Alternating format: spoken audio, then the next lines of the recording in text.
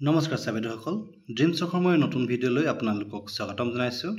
আজিৰ ভিডিঅ'টোত আপোনালোকে লৈ আহিছোঁ সামাৰ কেম্প সম্পৰ্কে এটা বিশেষ নিৰ্দেশনা পত্ৰ। প্ৰত্যেক বছৰৰ দৰে এই বছৰৰ বিদ্যালয়সমূহে সামাৰ কেম্প অনুষ্ঠিত কৰিব লাগিব আৰু এই সামাৰ কেম্প কেতিয়াৰ পৰা কেনেকৈ অনুষ্ঠিত কৰিব লাগিব সবিশেষ মই আপোনালোকক জনাব বিচাৰিছোঁ এই ভিডিঅ'ৰ যোগে।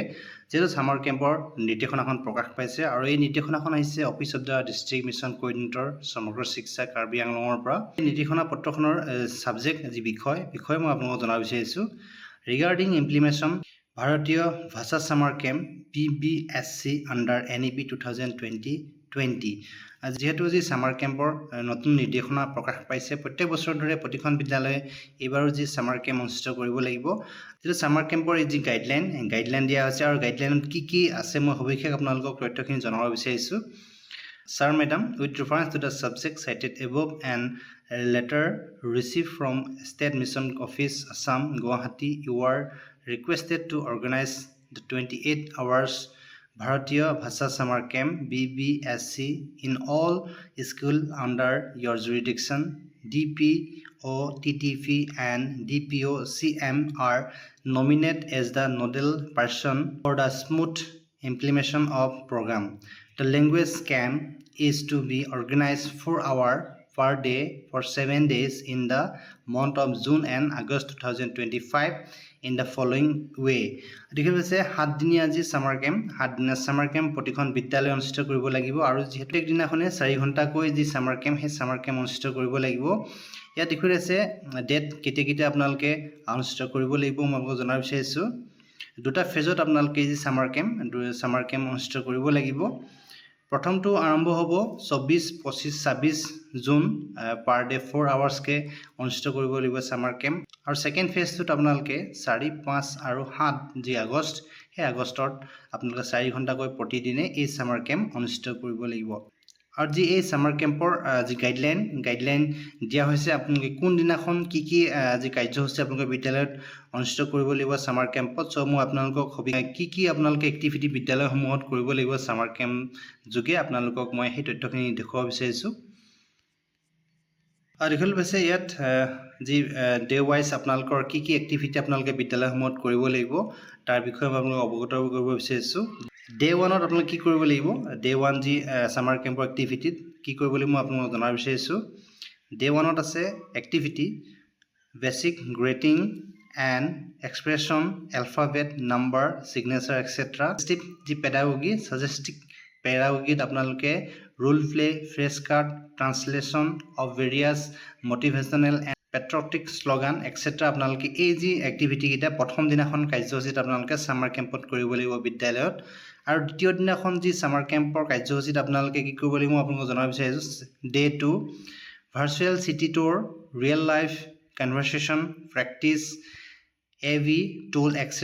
এই যি এক্টিভিটি কেইটা আপোনালোকে কৰিব লাগিব আৰু যি সাজেষ্টিভ পেডাগোগিত আপোনালোকে role play, shopping, order food at a restaurant, at the bus stop etc. আপোনালোকে এই যিখিনি আছে এক্টিভিটিখিনি আপোনালোকে বিদ্যালয়ত কৰিব লাগিব। ইয়াৰ পিছত আছে ডে 3 আপোনালোকে ডে 3ত কি কৰিব লাগিব মই আপোনালোকক সবিশেষ জনাব বিচাৰিছোঁ। ডে 3ত আপোনালোকে art, music, dance, painting, sing along with by singing various patriotic song etc. in different language, use of song, sheets, dance step, local painting style, objects ইত্যাদি যি আছে আপোনালোকে এই যি এক্টিভিটিখিনি আপোনালোকে কৰিব লাগিব ডে 3ত যি সামাৰ কেম্পৰ এক্টিভিটি।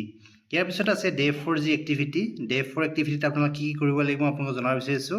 ডে 4 এক্টিভিটিত আপোনালোকে যি লোকেল যিসমূহ স্পাইচ আছে, ভেজিটেবল আছে, ফ্ৰুটছ আছে এই বিষয়ে আপোনালোকে আজি এই সামাৰ কেম্প এক্টিভিটিত কৰিব লাগিব। Traditional item dishes can be prepared by student with the help of teachers.